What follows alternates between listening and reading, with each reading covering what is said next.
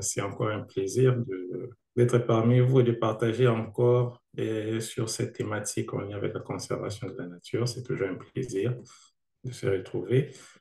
Alors là, je vais partager mon écran. Hop, pas écouter. Donc, juste pour répondre, je disais que c'est un plaisir d'être encore parmi vous et de partager sur les thématiques en lien avec la conservation de la nature. Et aujourd'hui, la thématique sera de parler sur la nature en ville et vers une urbanisation durable. Donc, ce sera beaucoup plus axé sur l'urbanisation ainsi que sur la conservation de la nature. Alors, pour le sommaire, il y aura quatre grands points qui seront abordés dans cette présentation. Alors, le premier point, ça sera sur l'urbanisation actuelle et ses challenges. Donc, parler un peu du mode d'urbanisation actuelle. Ensuite, on va aborder le sujet de la nature en ville. Donc, qu'est-ce que la nature en ville? C'est quoi ce concept? Quels sont ses avantages? Et le troisième point, ça sera sur comment réintroduire la nature dans nos villes. Et à l'issue de ces trois points, alors je présenterai quelques exemples des projets qui ont été réalisés à travers le monde. Alors, pour commencer avec le premier point, donc sur l'urbanisation et ses challenges. Alors, l'urbanisation traditionnelle, telle qu'on la connaît aujourd'hui, a souvent reposé sur l'étalement urbain, c'est-à-dire l'expansion des villes vers les zones périurbaines et vers les zones rurales. Donc, tout simplement pourquoi? Parce quand il y a de plus en plus de personnes qui arrivent dans les centres urbains, donc il y a un accroissement de la population et il faut créer des infrastructures, des logements pour pouvoir accueillir cette population qui arrive dans un milieu urbain. Et donc, pour y arriver, qu'est-ce qu'il faut? Il faut développer des infrastructures. Et généralement, le développement de ces infrastructures, c'est la nature qui en paye les frais. Alors, comme cela est illustré avec cette image qui apparaît, donc on va de gauche vers la droite. Alors, vous verrez voilà, on a ces petits villages ou ces petites villes qui débutent, qui est encore très vert. Et plus on avance vers la droite, on se rend compte que de plus en plus on perd de la verdure, de plus en plus on perd des milieux naturels jusqu'à ce qu'on se retrouve dans une grande ville avec des bâtiments, des routes et tout, comme vous le voyez s'afficher, mais avec plutôt peu de verdure. Et de manière générale, c'est ça en fait l'évolution des villes. Donc, on commence par une petite ville et avec l'afflux de la population, on a la ville qui s'agrandit. On est obligé de prendre différents milieux naturels pour pouvoir créer des espaces pour les infrastructures. Et donc, la question maintenant qu'on se pose, alors, quels sont les problèmes avec ce mode d'urbanisation que nous avons développé, ça fait plusieurs centaines d'années? Le premier, c'est l'artificialisation des sols. Alors, par artificialisation des sols, qu'est-ce qu'on veut dire? Avant que les villes ne puissent se développer et s'étendre, on a généralement des sols qui sont soit couverts par la végétation ou bien ce sont des sols nus. Et donc, qu'est-ce qui se passe lorsqu'il y a, par exemple, des pluies dont l'eau s'infiltre facilement? Mais lorsqu'on commence maintenant à construire et à bâtir, tous ces espaces naturels sont remplacés par des bétons, par des routes, et ce qui fait en sorte que, par exemple, les eaux de pluie ne s'infiltrent plus, mais ils ruissellent. Donc là, c'est un premier problème. Et le deuxième problème qui est lié avec ce mode d'artificialisation des sols, c'est le mécanisme de l'eau de chaleur. Alors, les îlots de chaleur, pour expliquer de manière simple, c'est tout simplement lorsqu'on se retrouve dans un milieu, et généralement dans un milieu urbain, où la température ambiante a tendance à être plus élevée que lorsque on se retrouve dans un milieu périurbain ou un milieu naturel. Tout simplement pourquoi? Parce que l'artificialisation des sols, le recouvrement avec les bétons et ces différents matériaux font en sorte que lorsqu'il y a de la chaleur est absorbée par ces matériaux et plus tard dans la journée ou dans la nuit, cette chaleur qui a été accumulée est rejetée de l'atmosphère, ce qui fait qu'il crée cet effet d'îlots de chaleur. Le troisième point, c'est l'augmentation du risque inondation. Alors, comme je le disais plus haut, alors lorsqu'il y a des fortes pluies, alors les eaux de pluie ne s'infiltrent plus et ils ont tendance à ruisseler. Et si on n'a pas un bon système de drainage urbain, cela aboutit généralement à du risque d'inondation, comme on peut le voir sur ces images. Et un quatrième point, c'est aussi la perte de la biodiversité, tout simplement parce que lorsqu'on rase les habitats, on perd non seulement la biodiversité en termes de faune, en termes de flore, pardon, mais aussi en termes de faune, parce que leurs habitats sont aussi rasés. Et un dernier point aussi, c'est l'augmentation des émissions de gaz à effet de serre et autres polluants, notamment avec tout ce qui est transport, utilisation des véhicules, industrialisation. Il y a les gaz à effet de serre qui augmentent, on a d'autres polluants qui augmentent. Et pour finir, il y a aussi la perte donc, des terres agricoles. Dans certains cas, on a des terres agricoles qui réduisent en taille de plus en plus pour laisser place au développement urbain. Et donc, là, ce sont quelques conséquences donc, du mode actuel d'urbanisation tel que nous le connaissons actuellement. Et donc, la question qui se pose, c'est qu'est-ce que nous on fait face à ces différents challenges? Et donc, ce que l'on remarque aujourd'hui, c'est que les villes sont en train de se réinventer et en train de se poser des questions. Mais voilà, on fait face à ces différents problèmes. On a toujours eu à faire développer nos villes d'une certaine façon, mais qu'est-ce qu'on fait par rapport à ça? Et donc, la question ici, ce n'est pas de pouvoir arrêter l'urbanisation ou de se dire que voilà, on arrête de construire des villes, on arrête de faire des aménagements. Là n'est pas la question, mais la question, c'est plutôt de repenser notre mode d'urbanisation et de se poser la question, oui, on a les centres urbains des villes qui grandissent, qui reçoivent de plus en plus la population. Alors, ça, c'est d'un côté. Et d'un autre côté, on a tous ces challenges auxquels les villes font face. Et donc, on se pose la question, comment est-ce qu'on peut allier donc l'accroissement des villes, la création des équipements, la création le développement des aménagements, sans pour autant augmenter les risques auxquels les villes font face. Et donc, cela passe notamment par la réintroduction de la nature dans les villes. Et comme c'est un peu illustré par cette image. Et donc, cela nous amène à au prochain point où on se pose la question, alors qu'est-ce qu'on veut dire par la nature en ville? Alors, tout simplement, quand on dit la nature en ville, c'est la faire référence aux éléments et écosystèmes naturels qui sont intégrés dans le paysage urbain, dans le milieu urbain.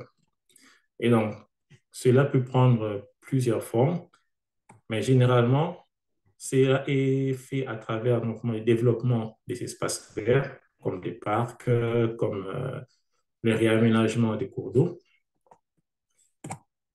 mais aussi en osant un peu plus, en utilisant des différentes techniques comme des toitures et des murs végétalisés. Donc, toitures végétalisées, c'est-à-dire on fait grandir des plantes, la végétation sur les toitures. Au lieu d'avoir les toitures, par exemple, en tôle ou juste en béton, alors la partie supérieure, on aménage un jardin, par exemple. Et cela apporte aussi différents avantages. Et les murs végétalisés, c'est faire grandir donc des arbres ou des plantes le long des murs. Alors, ça, ce sont généralement les deux grands leviers qui sont utilisés lorsqu'on parle de la nature en ville. Alors, il y a aussi un troisième point, alors là, je ne l'ai pas illustré, c'est généralement lorsqu'on veut aménager donc, un territoire qui est, disons, couvert essentiellement par la forêt, au lieu de tout raser et de commencer à construire, on se pose la question comment est-ce qu'on peut intégrer cet aménagement urbain tout en conservant l'espace naturel qui existe déjà. Et donc, la question que l'on se pose maintenant, c'est de savoir quel est l'intérêt de repenser notre mode d'urbanisation et de réintroduire la nature en ville. Parce que c'est beau, le discours, il est bien que, ouais, il faut réintroduire la nature, il faut réintroduire la nature. Mais la question qu'on se pose, mais quels sont les avantages qui en découlent et pourquoi est-ce qu'on devrait les faire? Alors là, on verra trois grands points. Alors, le premier point, c'est le bénéfice d'un point de vue environnemental. Alors, un, réintroduire la nature en ville, c'est apporte une amélioration de la qualité de l'air. Alors, vous vous souviendrez que parmi les conséquences de notre mode d'urbanisation actuel, il y avait la dégradation de la qualité de l'air. Et donc, on sait bien aussi que les plantes ont dans leur mécanisme cette capacité de pouvoir purifier l'air que nous respirons. Et d'ailleurs, l'amélioration de la qualité de l'air aussi contribue au bien-être et à la santé parce que la pollution de l'air, ça fait partie des éléments euh, qui occasionnent la mauvaise santé de plusieurs personnes. Et le deuxième point qui est vraiment purement environnemental écologique, c'est de favoriser le développement de la biodiversité. Et un troisième exemple, c'est de réduire l'intensité des îlots de chaleur. Et pour rester un peu sur la thématique des îlots de chaleur, donc vous pouvez vous imaginer par exemple lorsqu'on est dans une journée où il fait très chaud et que à proximité de la ville vous avez, je sais pas, un parc qui est bien boisé et tout ça, vous pouvez aller par exemple là pour vous réfugier les temps que la température baisse. Donc c'est là aussi apporte améliore aussi le bien-être de tout le monde. Le deuxième point, c'est d'un point de vue social. Alors, il y a plusieurs études qui ont montré que l'effet d'avoir du paysage vert, de la nature, a un impact positif sur la santé mentale, moi aussi sur la santé physique, quand je l'ai parlé notamment sur l'aspect de la qualité de l'air.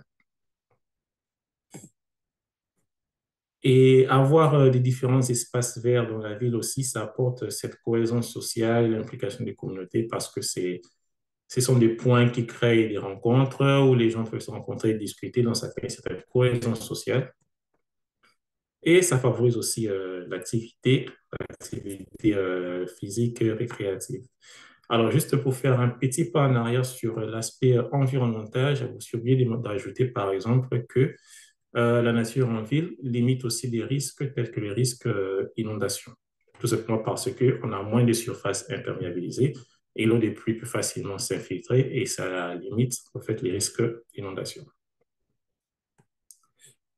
Et donc, d'un point de vue économique, généralement, lorsqu'on a une propriété, une maison, un immeuble qui est à proximité des espaces verts, sa valeur a tendance à augmenter. Et donc, ça, c'est pour le plus grand bénéfice du propriétaire. Et deuxièmement, une ville aussi qui a beaucoup d'espaces verts, qui a de la nature en pleine ville, ça favorise aussi l'activité touristique. Surtout si cela est bien vendu, ça peut attirer non seulement des touristes locaux, donc du pays ou de la ville, mais aussi des touristes internationaux. Et le troisième point, vu qu'on a tous ces espaces qui sont créés, ces espaces qui sont maintenus, il faut bien qu'il y ait des personnes qui puissent en assurer la maintenance. Et donc, c'est la créer aussi de l'emploi qui est lié aux activités de maintenance de ces espaces. Et donc là, il y a trois grands points donc, qu'on a présentés sur quels sont les avantages d'introduire la nature en ville. La question qu'on se pose maintenant, c'est comment est-ce que on peut réintroduire donc, la nature en ville tout en sachant que ça fait plusieurs années, voire des siècles, que nous avons adopté un certain mode de développement. Et donc, la stratégie adoptée dépendra du contexte de chaque territoire. Donc, il n'y a pas une stratégie qui va marcher partout de la même façon. Cela doit être adapté selon le contexte de chaque pays, de chaque territoire. Mais évidemment, il y a quelques pistes qui sont mises en avant et aussi ces pistes devront aussi être adaptées au contexte. La première chose est la végétalisation des espaces urbains, donc, c'est-à-dire chercher Donc, observer dans la ville quels sont les espaces qui sont non encore utilisés ou bien qui ne sont pas valorisés et pouvoir développer des parcs urbains. Le long des routes, par exemple, planter des arbres. Deuxièmement, désartificialisation des sols. Alors, au lieu d'avoir le cas, par exemple, des parkings, au lieu d'avoir un parking qui est tout bétonné, on peut utiliser des matériaux qui sont fabriqués en ciment, en terre cuite, mais qui favorisent aussi l'infiltration des eaux. Et comme je le disais aussi avant, lorsqu'on veut développer ou faire des aménagements dans un milieu pristine qui n'est pas encore touché, au lieu de tout raser et de repartir de zéro, on peut se reposer la question, OK, comment est-ce qu'on fait pour développer notre aménagement tout en préservant le milieu naturel? Et cela passe aussi par la sensibilisation de la population, mais aussi leur implication dans tous ces différents projets, parce que ce sont les communautés qui vont vivre avec ces différents espaces qui seront créés, et donc les impliquer dans le développement de ces différents espaces, dans la conservation de ces espaces, c'est aussi un élément important à garder à l'esprit. Et donc, là, ce sont ces différentes pistes assez générales, mais qui doivent être évidemment adaptées selon le contexte et le territoire dans lequel on se trouve. Mais il y a aussi des pistes qui peuvent être aussi poursuivies d'un point de vue politique public, parce que comme tout ce qui est aménagement, généralement relève des autorités. Et donc, il y a aussi un travail à leur niveau pour pouvoir favoriser ces nouveaux modes d'aménagement. Excusez-moi. Et donc, la première étape serait de repenser les politiques publiques d'aménagement. Cela passerait par exemple en développant des nouvelles lois, des types de zonage. On peut se dire que voilà, dans cette portion de la ville, par exemple, on n'est pas autorisé à raser telle surface, on garde cette surface verte. Ou bien lorsque vous voulez créer telle ou telle infrastructure, vous devez vous assurer que tel pourcentage de votre infrastructure est des espaces verts. Bon, là, ce sont ces genres de politiques qui peuvent être mises en place. Deuxièmement, c'est de mettre en place des financements et des financements pour les différents projets qui vont dans ce sens-là, mais aussi financer tout ce qui est recherche et développement des nouveaux modes d'aménagement qui soient adaptés au contexte dans lequel on se trouve. Et on revient encore sur le point de la consultation et de l'implication des communautés dans les projets. Et donc, après avoir cheminé, donc là, on a vu le mode d'urbanisation actuel, comment est-ce qu'il fonctionnait. On a vu en quoi consistait la nature à la ville. Nous avons parlé de ses différents avantages. Nous avons parlé de comment est-ce que cela peut être implémenté. Et donc, sur cette section, maintenant, nous allons brosser rapidement quelques exemples des projets qui ont été réalisés dans le monde. Et donc, pour la plupart de ce que j'ai sélectionné sont des projets qui ont été réalisés il y a plusieurs siècles passés. Alors, le premier, c'est Company Gardens, donc c'est à Cape Town, en Afrique du Sud. Alors, c'est un parc qui se situe en plein centre-ville. Alors, et pour la petite histoire, ce parc a été construit en 1652. Alors, initialement, c'était juste un jardin où on cultivait tout ce qui était légumes pour les différentes compagnies maritimes.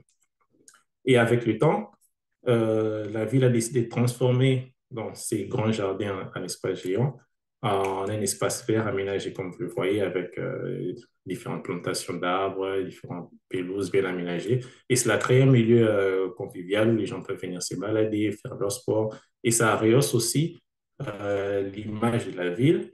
Parce que lorsqu'on parle Cape Town aussi, quels sont les lieux à visiter dans cette ville, ça fait partie des grands points à visiter. Et donc, cela rejoint encore le point que j'avais souligné sur l'attractivité et sur le tourisme.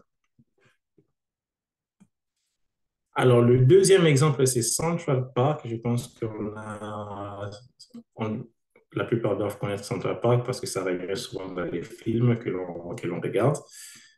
Et donc, ça aussi, c'est un parc, l'un des plus grands parcs des États-Unis, je pense, parmi les grands parcs au monde aussi. Alors, c'est un parc qui se situe aussi en plein milieu de New York, comme vous pouvez le voir sur la ville.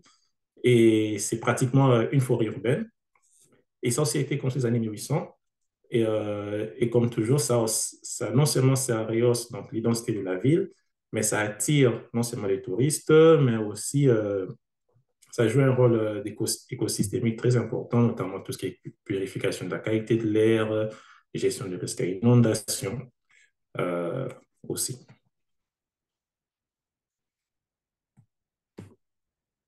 Et le troisième exemple, c'est Sophia Antipolis. Alors, c'est un hub technologique. Et pour la petite histoire de ces hubs, alors, qu'est-ce qui s'est passé? C'était aussi tout juste toute une forêt.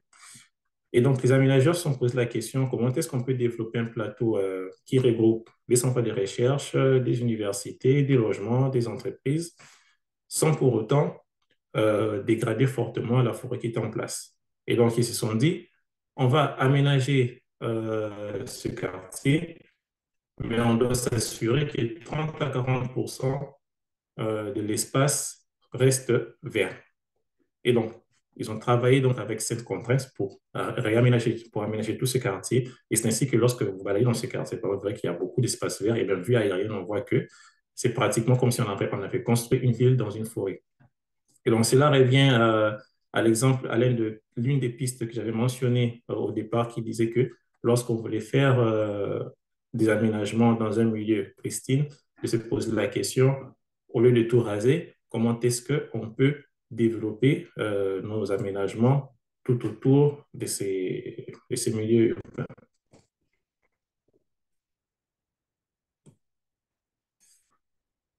Et donc, cet exemple ici, c'est un exemple de mur dans un immeuble avec des murs végétalisés.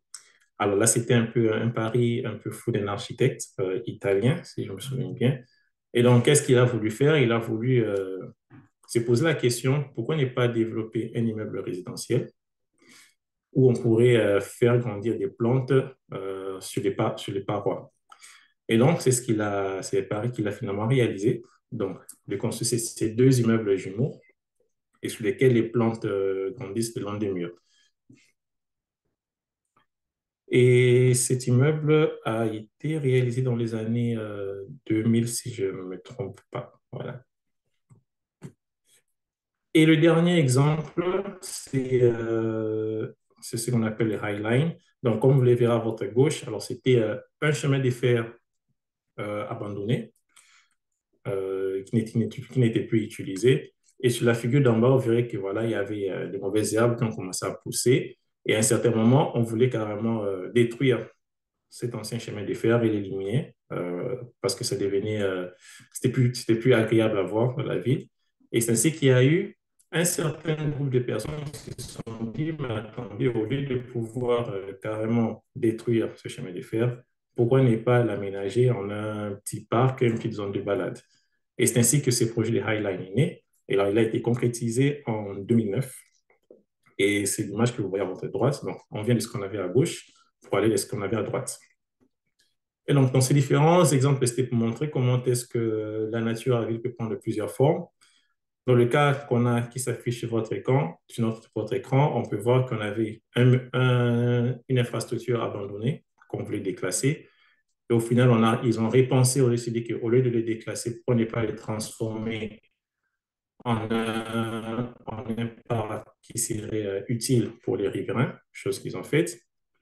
Dans l'exemple précédent, je vous ai montré comment est-ce que ils ont voulu développer tout un quartier dans un milieu pristine. Au lieu de tout raser, on s'est dit, alors comment est-ce qu'on peut aménager un quartier tout en préservant le maximum du milieu naturel?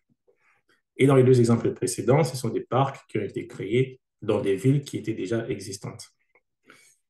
Donc, pour résumer tout ce qui a été dit, donc, aujourd'hui, notre mode d'urbanisation, c'est on rase, on construit, on rase, on construit. Mais là, on se rend compte que voilà, la nature est en train de nous rattraper. Et donc, on doit maintenant penser sur comment est-ce qu'on peut changer notre mode d'urbanisation, voilà, tout en, tout en offrant aux résidents des services et des biens qui favorisent leur épanouissement. Et c'est ainsi que la nature en ville répond dans une certaine mesure à cette problématique. Voilà. Et c'était sur ces mots que s'achève cette présentation. Alors, j'espère que vous avez apprécié et vos questions et vos commentaires sont les bienvenus. Ces trois questions, alors, sont des questions intéressantes. Alors, premièrement, pourquoi est-il important d'intégrer la nature en ville? Alors, actuellement, notre mode d'urbanisation est en train de montrer ses faiblesses, notamment avec les différents risques auxquels on fait face, entre autres les risques d'inondation, les risques d'îlots de chaleur urbains, les risques de pollution auxquels on fait face.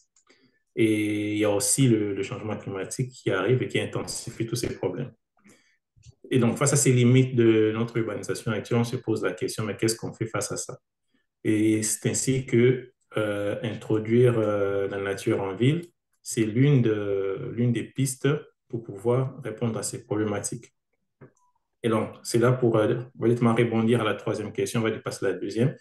Et donc, lorsqu'on introduit la nature en ville, maintenant, on comment est-ce que ça améliore la qualité de vie des habitants? Alors, déjà, premièrement, on arrive à résoudre, pas totalement, mais limiter donc, les risques auxquels on fait face. Alors, j'ai souvent revenu sur la problématique du risque d'inondation. Lorsque on a moins de surfaces imperméabilisées et qu'on a beaucoup plus de surfaces perméables à travers tout ce qui est milieu naturel et végétation. En cas de pluie, on a l'eau de pluie qui s'infiltre plus facilement et qui s'écoule moins. Et donc, c'est là limite, dans une certaine mesure, les risques d'inondation. Ça, c'est déjà un point, un avantage. Le deuxième élément aussi, c'est que avoir la nature en ville aussi améliore le bien-être de la population des habitants, parce qu'il a été montré que dans des villes où on a plusieurs parcs urbains, les espaces verts ont cette capacité d'apaiser la santé mentale des personnes. Donc ça, c'est aussi un deuxième élément que l'on peut ajouter. Et un troisième élément, bon, il y a l'aspect aussi touristique qu'on peut ajouter. Plus on a des espaces verts, cela aura tendance à attirer de l'activité touristique. Et qui dit activité touristique, c'est aussi des activités économiques pour les habitants d'une ville, par exemple. Et donc, pour la deuxième question qui était sur les principaux défis qui sont liés à cette introduction de la nature en ville. Alors, le premier défi qu'on peut identifier, c'est déjà que les décideurs ou que la population puisse accepter cette démarche et de changer la perspective en matière d'urbanisation. Parce que notre manière de construire des villes actuellement, c'est une manière qu'on a héritée de plusieurs siècles, plusieurs années. Et venir du jour au lendemain et dire que voilà, on doit changer notre façon de faire, il y aura toujours cette résistance. Et donc, ça, c'est déjà un premier défi. Donc, cette résistance de pouvoir adopter un nouveau paradigme de développement. Ça, c'est le premier point. Alors, le deuxième point aussi, c'est que lorsqu'on est déjà dans une ville qui est bien construite, bien établie, alors il y a la problématique de où est-ce qu'on va placer ces espaces verts. Ça, c'est la question. Parce qu'on a déjà tout rasé, tout est bien construit, bitumé et tout ça. On se pose la question, mais où est-ce qu'on va placer ces espaces verts? Donc, il y a la question de l'espace. Ça, c'est un deuxième élément.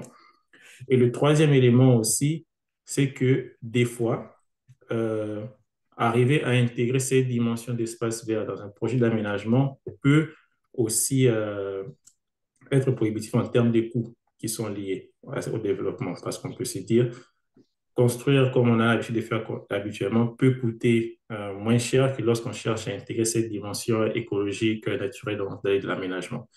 Et donc, ce sont ces différents défis auxquels on peut faire face dans cette démarche d'introduction de la nature en milieu urbain.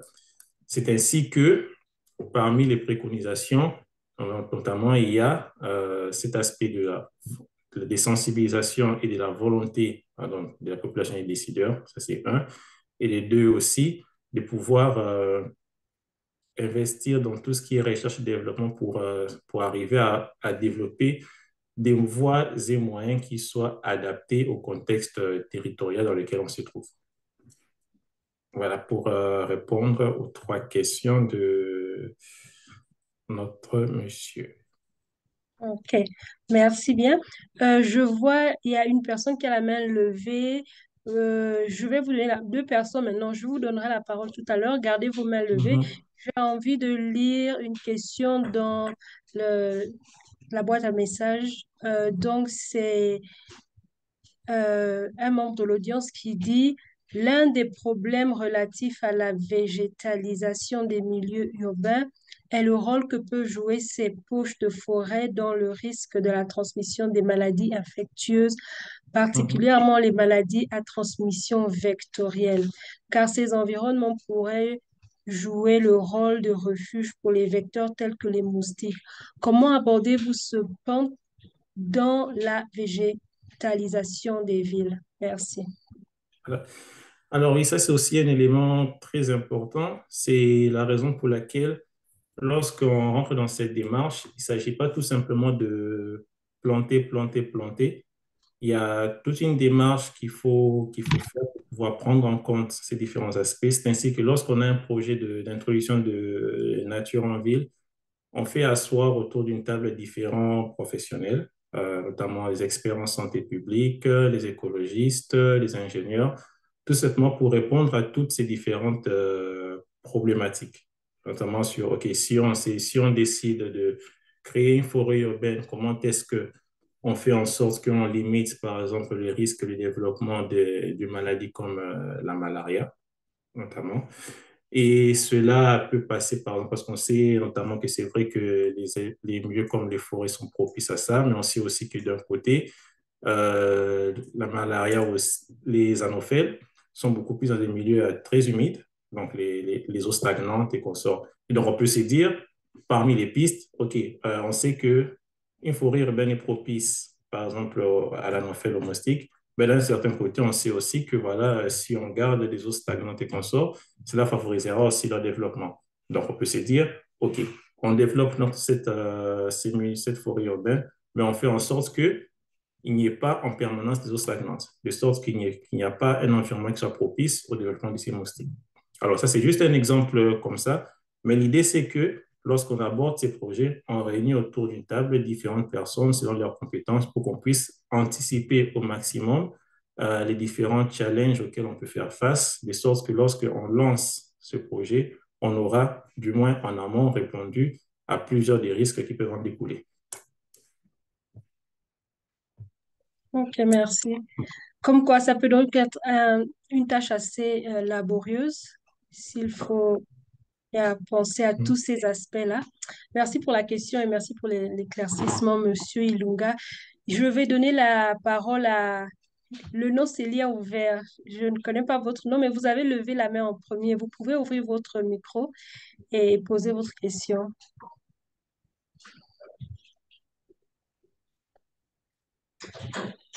Ok, ok, allez-y. Je ne sais pas, c'est Mireille Johnson. Ok, Euh, docteur. je ne savais pas que, apparemment, mon nom n'apparaît pas sur la liste. Mais bonsoir tout le monde et merci de me donner la parole. Très belle présentation, Monsieur Ilunga. Je l'ai prise en cours, mais pour le peu que j'ai pu suivre, vraiment, c'est très simple et très clair et très intéressant. Alors, j'ai peut-être une ou deux questions.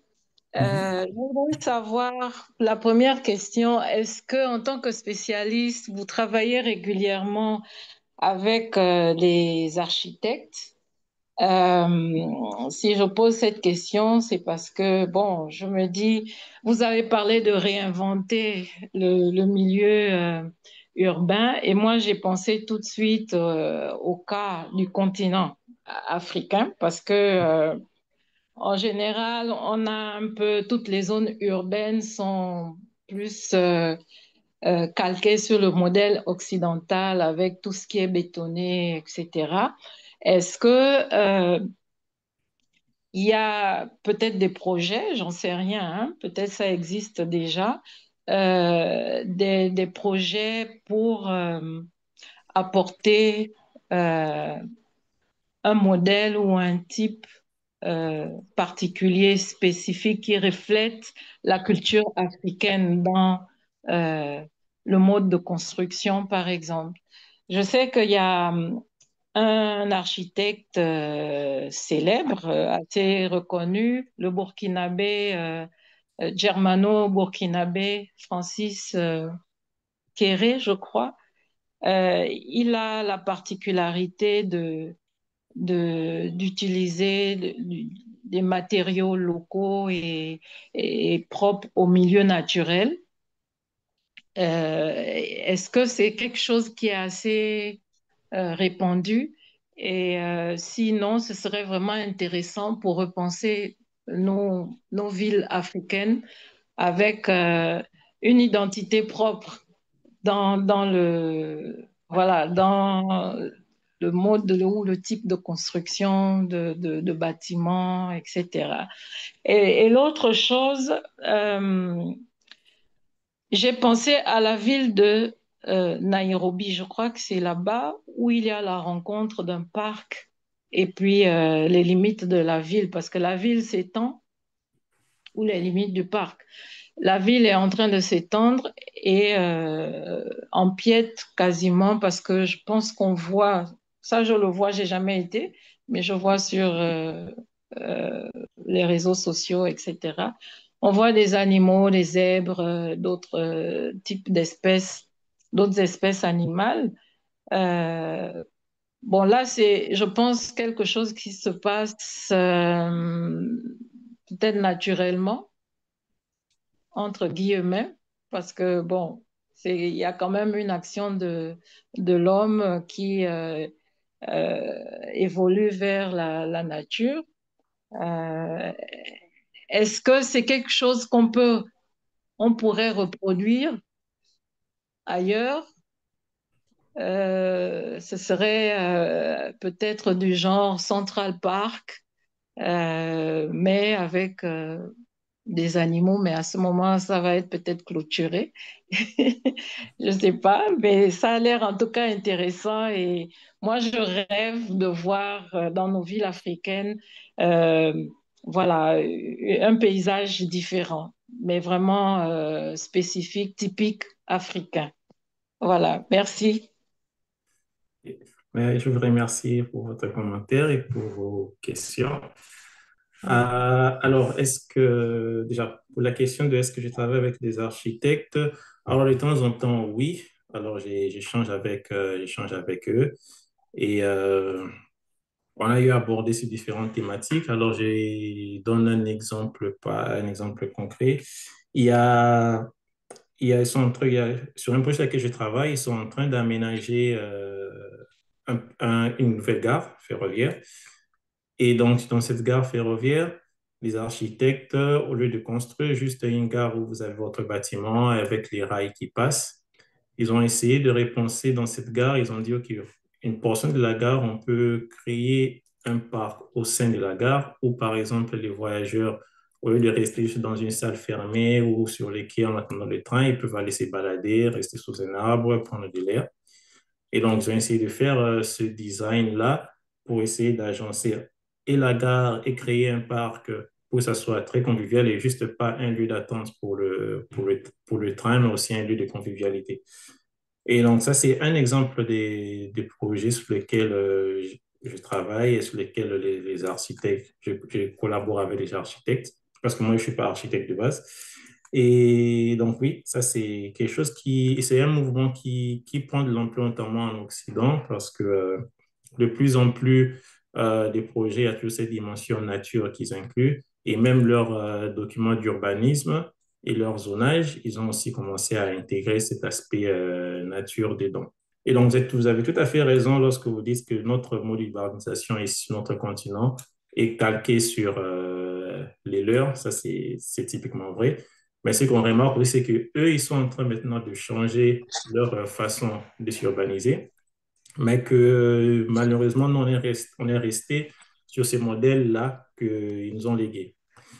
Et c'est ainsi que tout au long de ma présentation, j'avais soulevé un point comme quoi que les différentes pistes pour réintroduire la nature en ville doivent être adaptées au contexte dans lequel on se trouve.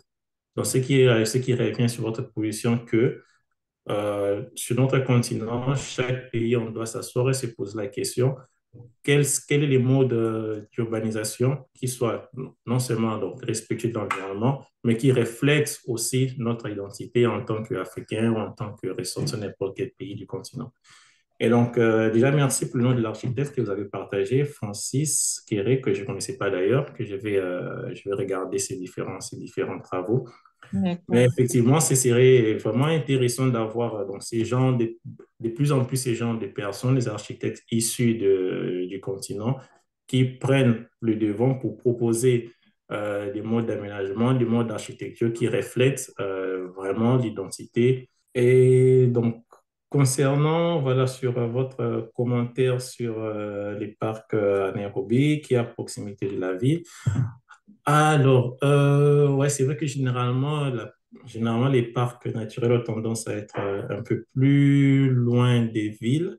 Il serait important qu'ils se soient beaucoup plus rapprochés, ça c'est vrai.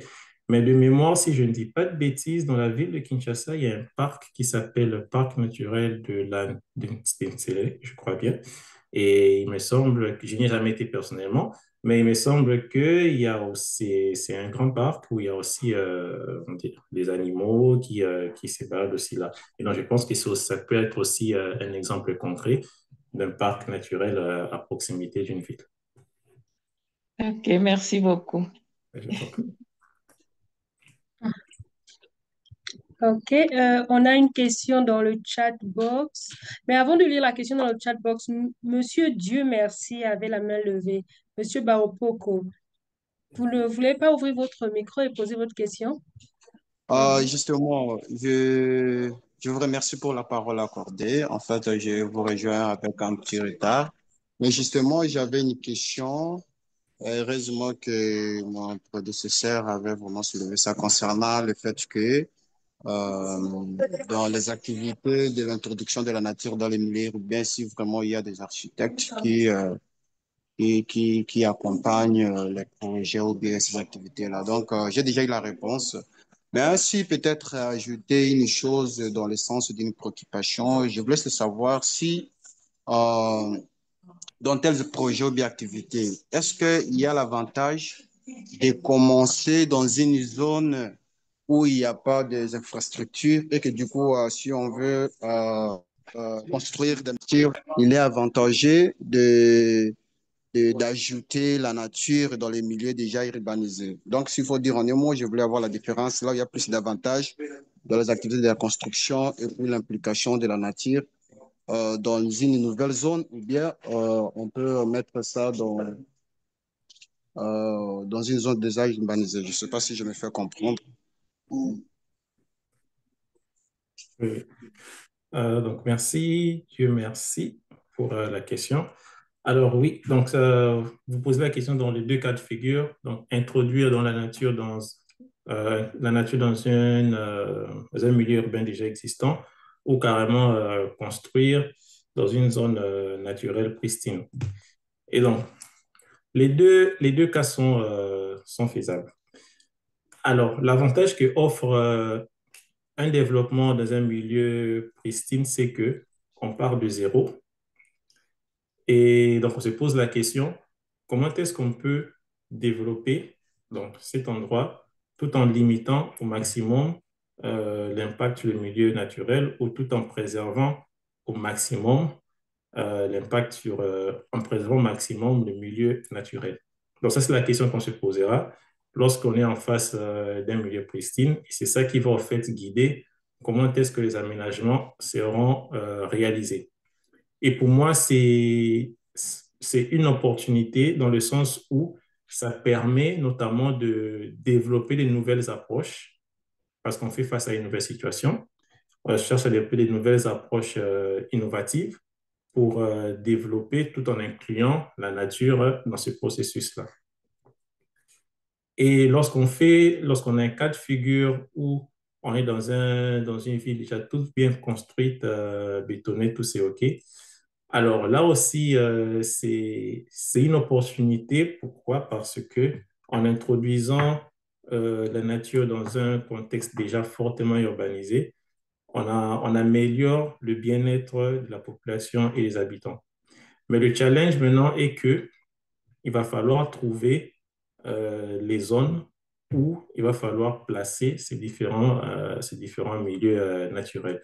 D'où il va falloir faire des concessions, comme par exemple, on s'est dit, bon, cet endroit, s'il y a des endroits qui sont par exemple abandonnés, c'est une opportunité, ou on peut dire que, bon, c'est cet endroit ici, on va se dire que, bon, on va par exemple tout raser, je sais pas, un bâtiment ou une route qui est pratiquement plus existante, utilisée, pour développer un espace vert. Donc, dans l'un ou l'autre cas, il y a il y a une opportunité à exploiter. C'est juste qu'on fait face à des différentes contraintes qui, notamment, vont faire appel à développer des idées innovantes pour pouvoir, notamment, développer ces nouveaux modes d'urbanisation. Donc, voilà. Ok, merci, Monsieur Ilunga. Je vais lire une question dans le chat box qui dit euh, quel est l'impact des espaces verts urbains sur la biodiversité? Comment les arbres en ville aident-ils à réduire les effets du changement climatique? Quel rôle joue la nature en ville dans la gestion des eaux de pluie et la prévention des inondations? Très bonne question. Et bon, l'impact des espaces verts sur la biodiversité, c'est que déjà, ça crée des habitats qui sont favorables à la faune, notamment, on peut dire un cas concret, par exemple, les oiseaux. Vous mettez des arbres, ben, vous avez des arbres ou des zones humides, vous avez des oiseaux qui viendront forcément se développer là-bas. Ça fait partie d'une biodiversité qui se développe. Et comment est-ce que les arbres en ville arrivent à réduire les effets du changement climatique? Et donc, cela va aussi un peu de pair avec la question sur la prévention des inondations. Alors, quand on voit changement climatique, parmi les effets du changement climatique, on a donc les événements extrêmes, donc les fortes pluies, qui pour la plupart occasionnent des inondations. On a donc les fortes températures qui occasionnent tout ce qu'on a comme des canicules, par exemple. Et donc, lorsque vous avez donc des arbres, ce qui sous-entend arbres et végétation, sous-entend surface perméable. Et donc, on augmente au fait la capacité du sol à pouvoir infiltrer l'eau de pluie. Donc, ça veut dire que plus l'eau s'infiltre, moins on a de ruissellement et moins on fait face à un risque d'inondation. Et donc, on aura plus d'infiltration et à côté de ces infiltrations, on peut continuer à aménager des ouvrages de drainage. Et donc, au final, on se rend compte que on a non seulement des infrastructures de drainage pour donc, conduire l'eau vers les rivières, ainsi de suite, mais on a aussi nos espaces verts qui servent, qui sont importants pour pouvoir absorber, donc, absorber l'excès de pluie qui tombe. Donc, c'est dans ce sens-là que ça réduit les risques d'inondation. Et le deuxième point, comme j'ai mentionné sur les fortes chaleurs, alors imaginez que vous êtes dans une ville où il fait très chaud ces jours-là et qu'à proximité, vous avez un parc avec plein d'arbres. Naturellement, vous allez vouloir aller vous abriter dans un parc où il va faire beaucoup plus frais. Et donc ça, c'est une manière de limiter les effets du changement climatique. Sans oublier aussi que les arbres contribuent à ils absorbent le CO2 qui est l'une des causes du changement climatique tel que nous le connaissons actuellement. Voilà. Merci bien. La question qui suit dit comment les espaces verts influencent-ils la santé physique et mentale des citadins?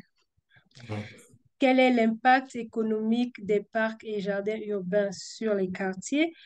Et finalement, quel type d'espace vert favorise le mieux le lien social en ville? Alors, les espaces verts sur la santé physique et mentale des citadins.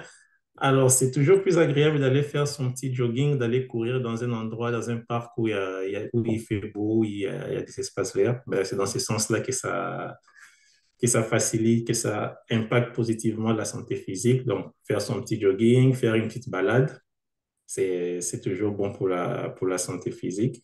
Et pour la santé mentale, si vous faites juste cette expérience, en vous baladant juste dans un endroit qui est ouvert avec des arbres et tout, vous allez vous sentir très apaisé. Donc, c'est cette capacité, donc cet apaisement que vous ressentez, c'est tout simplement l'effet des espaces verts sur votre santé mentale. Et d'ailleurs, il y a plusieurs études donc, qui vont dans ce sens, qui disent que euh, les espaces verts ont tendance à améliorer, à limiter le stress de certaines personnes. Donc, c'est beaucoup, ça va dans ce sens-là. Et l'impact économique, alors l'impact économique, on peut le voir déjà premièrement sur l'aspect tourisme. Quand on développe plusieurs parcs et que ces parcs deviennent des parcs de renommée, on aura un afflux de personnes qui viendront pour pouvoir visiter ces endroits.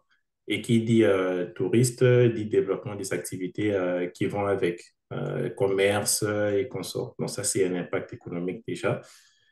Et deuxièmement, on développe tous ces espaces verts, il faut bien des personnes pour les entretenir. Et quand on embauche, ça crée aussi de l'emploi parce que les personnes qui sont en train de les entretenir seront payées. Donc, ça crée de l'emploi.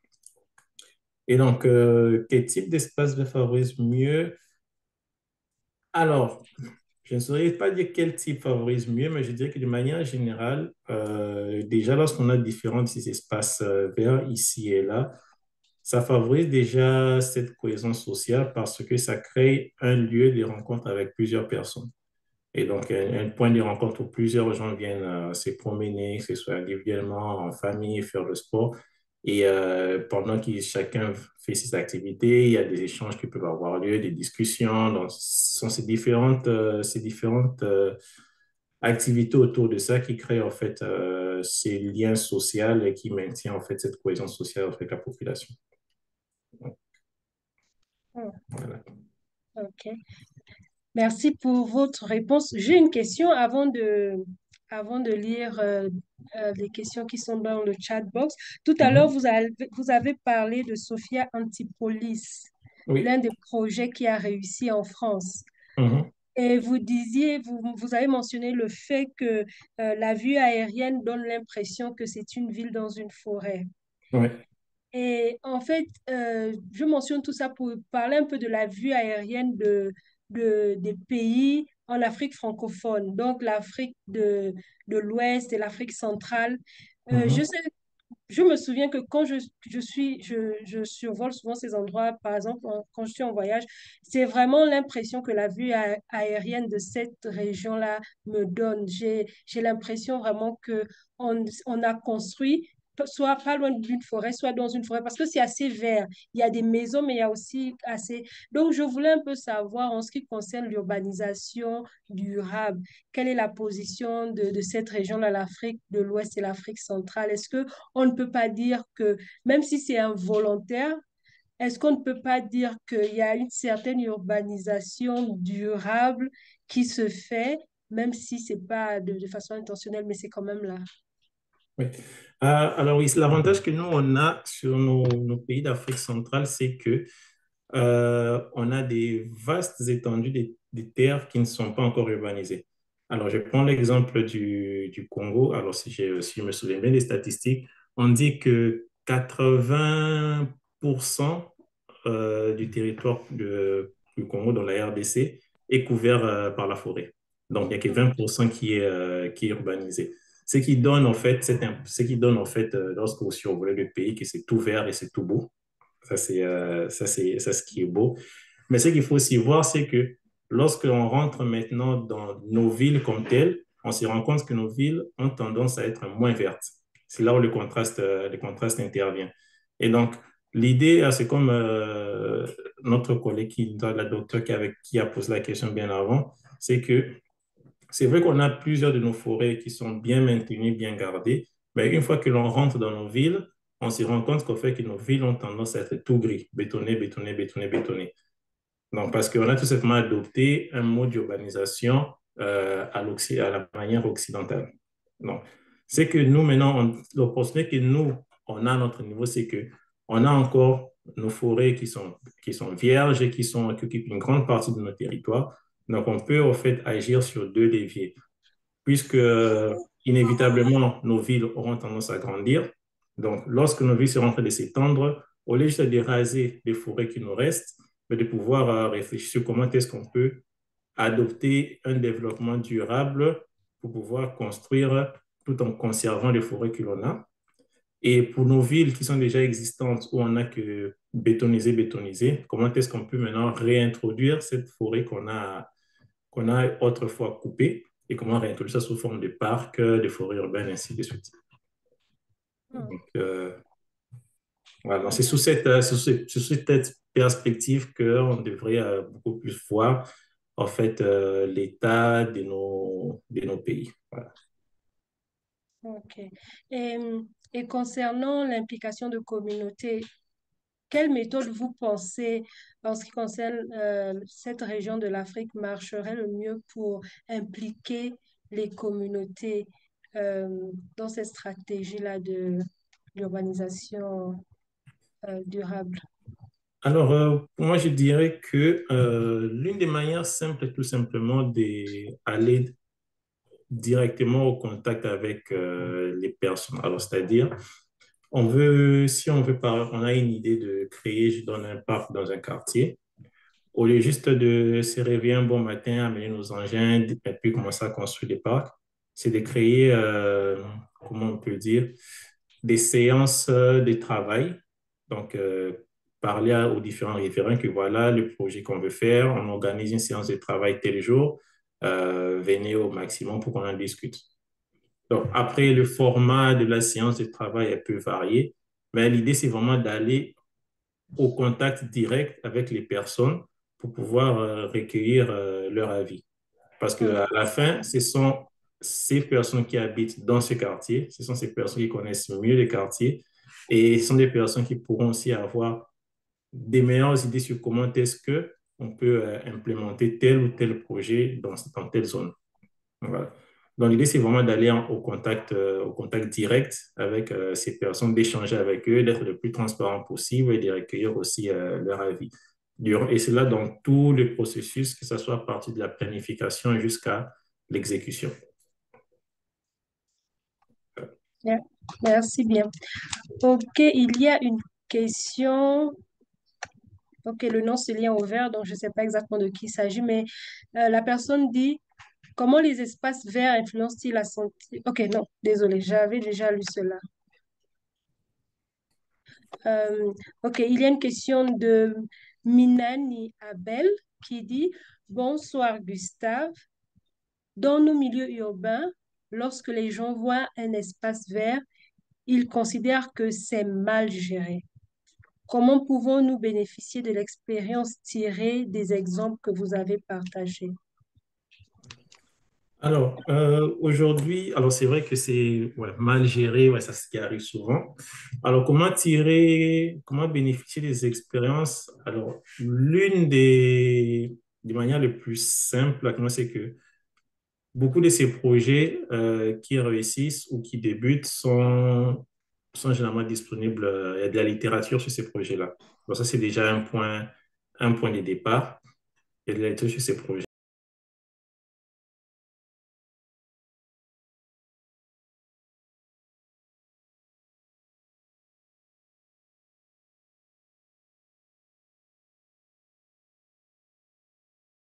Et sans oublier aussi que lorsqu'on a ces genres de projets, de rassembler un maximum de personnes de divers métiers pour pouvoir arriver à une solution sur comment est-ce qu'on peut développer ces projets, mais aussi bien gérer ces espaces verts.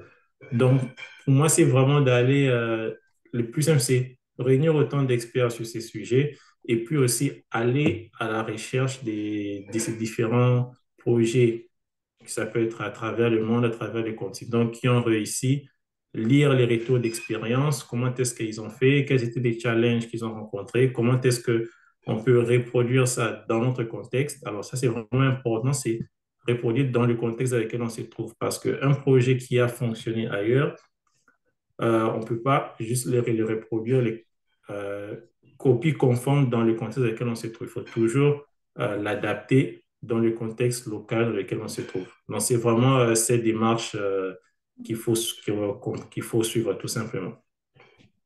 Yeah. Donc, il y a vraiment un travail de fond à faire Voilà. avant de... Voilà. Yeah.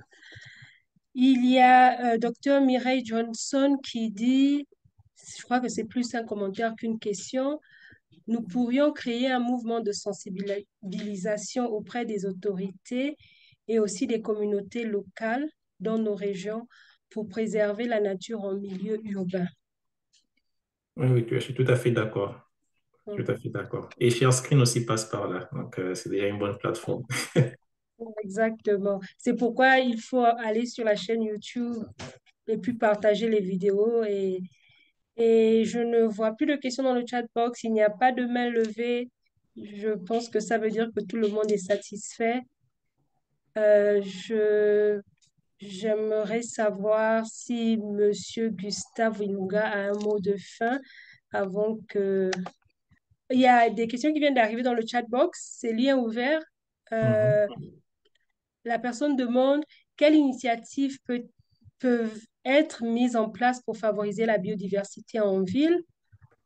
Après, comment est-ce que cela est matérialisé va dépendre d'une ville à une autre.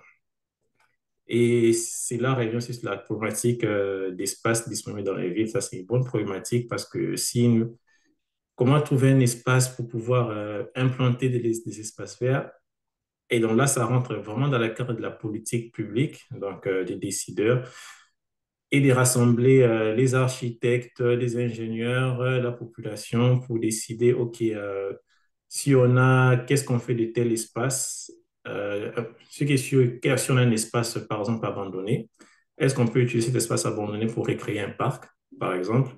Est-ce que s'il n'y a pas des petits lopins de terre qui sont disséminés à travers les quartiers, comment est-ce qu'on peut maximiser ça pour créer des parcs?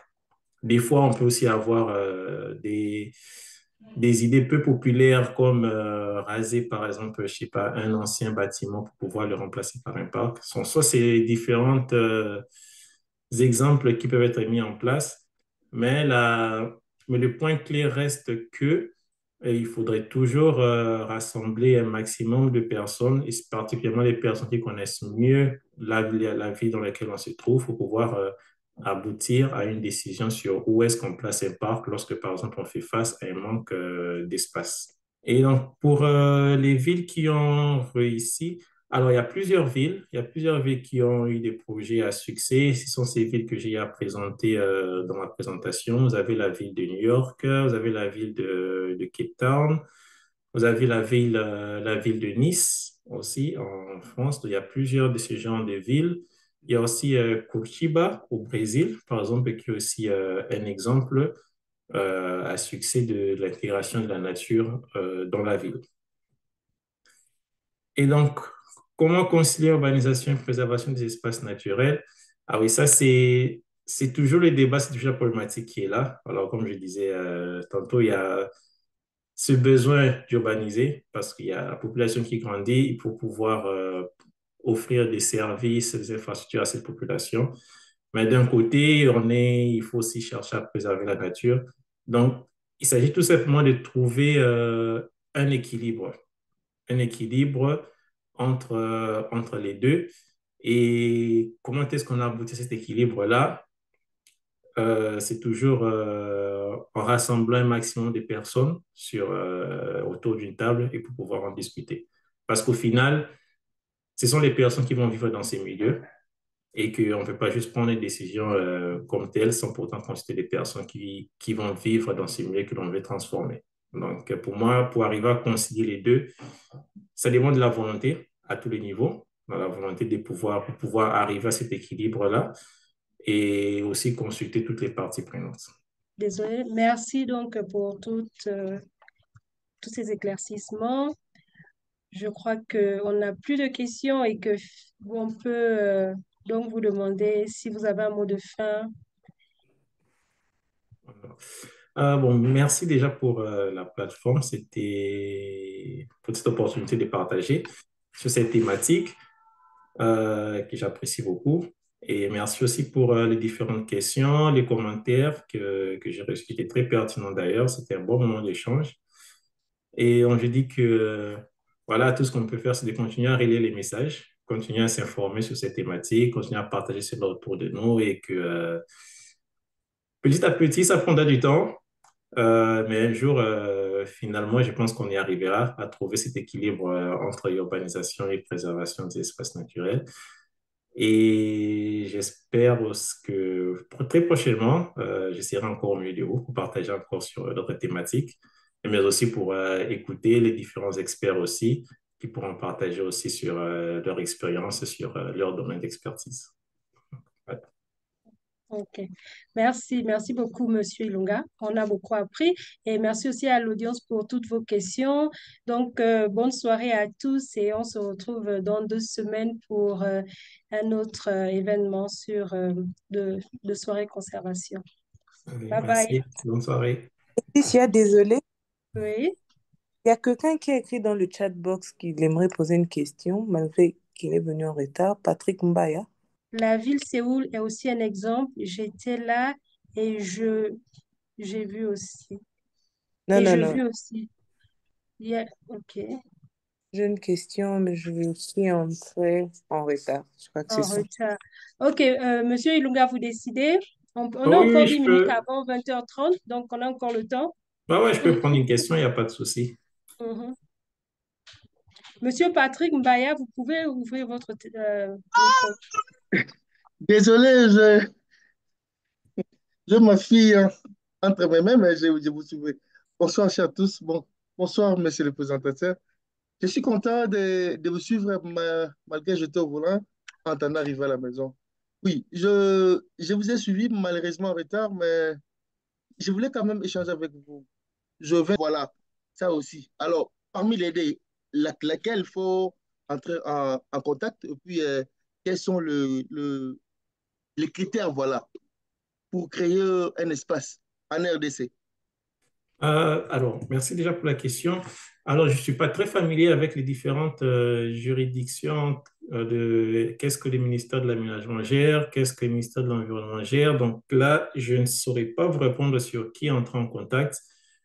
Mais moi, je dirais que idéalement, si vous avez un projet, c'est d'aller voir le ministère de l'Environnement, le ministère de l'Aménagement et aussi la ville, donc la mairie, le bourgmestre. C'est question de comprendre qui est responsable de quoi et comment procéder. Donc, alors, pour vous donner une réponse précise, je ne saurais apporter une réponse précise parce que je ne connais pas la juridiction de chacune de ces institutions.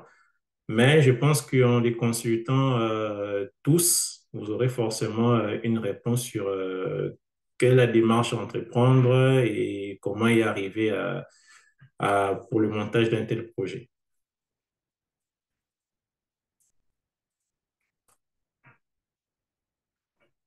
D'accord. Merci beaucoup. Je vous en prie. Ok. Merci beaucoup pour la question, Monsieur Patrick Mbaya. Euh, donc, on peut se souhaiter bonne soirée. Là, je ne vois plus de messages dans le chat box. Donc, bonne soirée à tous et on se retrouve dans 2 semaines. Merci, bonne soirée. Merci Merci. carrément. Bonne Merci, soirée, au revoir. Laetitia. Au Moi, j'ai revoir, raté, docteur. c'était déjà la fin, j'ai manqué vraiment la réunion du jour. Mais je salue quand même M. Ilunga. Je connais ses capacités, je sais que ça a été super. Merci. Oui, c'était vraiment super. Et la vidéo sera sur YouTube dans à peu près 7 jours. Donc, vous pourrez visionner. Parfait. Bonne soirée à tous. Merci. Merci. Merci.